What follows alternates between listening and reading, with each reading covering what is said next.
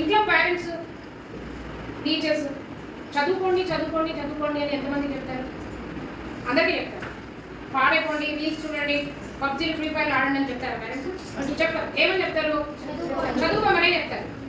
అంటే వాళ్ళు మిమ్మల్ని ఇన్స్పైర్ చేస్తున్నారా లేదా, మోటివేట్ చేస్తున్నారా లేదా చదువుకోమని? కానీ మనం ఏం చేస్తాం? మీరు ఏం చేస్తున్నారు?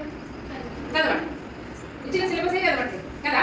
అయితే ఒకటి గుర్తుపెట్టుకోండి, ప్రేరణ మోటివేషన్ అనేది బయట నుంచి రావడం కాదు, మన మనసులోంచే రావాలి. నేను చదువుకోవాలి, నేను బాగుపడాలి అని మీకు అనిపించాలి. మీకు ఒక బెస్ట్ లైవ్ ఎగ్జాంపుల్ చెప్తాను చూడండి. ఇదేంటి? గుడ్డు. కోడగుడ్డు ఇది. ఇప్పుడు ఈ గుడ్డు బయట నుంచి ఫోర్స్ అప్లై చేస్తే ఏమవుతుంది? పగిలిపోతుంది. ఒక ఆమ్లెట్ గానో ఒక కూర గానో దీని లైఫ్ ఇక్కడతో ఎండ్ అయిపోతుంది. ఎగ్ లైఫ్ ఇక్కడతో ఎండ్ అయిపోదా? అంతేనా? ఈ క్షణం పగలగొట్టిన మరుక్షణం దీని లైఫ్ ఇక్కడతో ఎండ్ అయిపోద్ది.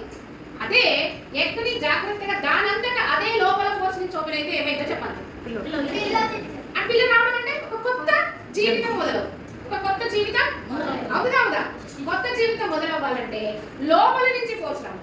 ఈ బయట నుంచి అప్లై చేసే ఫోర్స్ టీచర్స్ చదువు అని చెప్పడం, తల్లిదండ్రులు చదువు అని చెప్పడం, చదవండి బాగుపడండి అని, ఇదంతా బయట ఫోర్స్. ఈ క్షణం వరకే ఉంటుంది, ఈ రోజు వరకే ఉంటుంది. చదువుతుంటే ఆకాశమే అవుతుంది, తర్వాత మళ్ళీ క్లోజ్, ఆ రోజుతో ఎండ్ అయిపోతుంది. కానీ లోపల నీ మనసు, ఈ గుట్టు నీ మనసు అనుకో, నీ మనసు లోపల నుంచి నేను బాగుపడాలి అని నీకు అనిపించిన మరుక్షణం నీ జీవితం కొత్తగా స్టార్ట్ అవుతుంది. కొత్త లైఫ్ కావాలా? లైఫ్ ఎండ్ అయిపోవాలా? నిజంగా కావాలా? మీకు కావాలంటే మోటివేట్, మీ అంతటా మీరు మోటివేట్ పొంది ఒక కొత్త లైఫ్ స్టార్ట్ చేయండి, మీ జీవితాన్ని వెలిగించుకోండి. దానికి ఏకైక మార్గం ఏమని చెప్పాను? చదవడమే. చదువుకుంటే నువ్వు నీ జీవితాన్ని కాకుండా చుట్టుపక్కల చాలా మార్చొచ్చు. అర్థమవుతుందా?